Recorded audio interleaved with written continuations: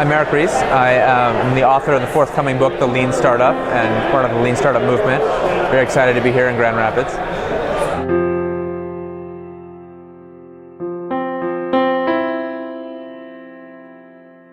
I had spent about 10 years as an entrepreneur, mostly failing and having then some success founding a company called InView.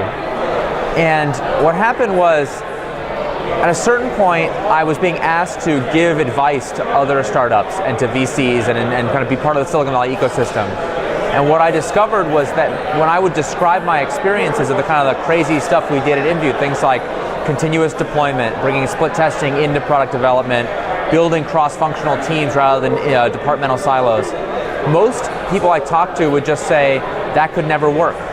And I would look confused and I'd say, but I'm not describing a theory, I'm just telling you what worked for me. And then they would be full of excuses. Well, sure, that worked for you because you worked in consumer internet, but I'm in enterprise software. I make physical products, I work in a restaurant, all these different questions, objections.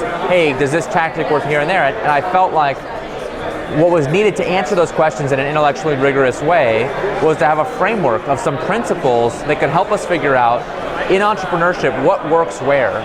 What techniques work for me, not just what worked for you? How can I translate what's happening? And started to write about that on my blog, Startup Lessons Learned. I started to talk to other entrepreneurs, other people who were writing about it, and in the process developed this theory called the Lean Startup that became the basis for this new movement.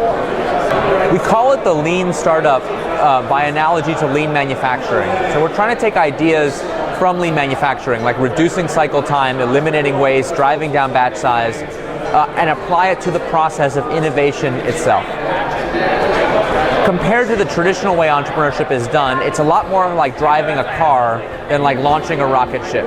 Instead of having to plan out every little detail and predict the future, we have a steering wheel that we call the build, measure, learn feedback loop that allows us to change direction in small increments and eventually sometimes realize that it's time to do a thing called a pivot when our idea is invalidated. So overall, it's a much more scientific approach to making entrepreneurial decisions than we've used in the past.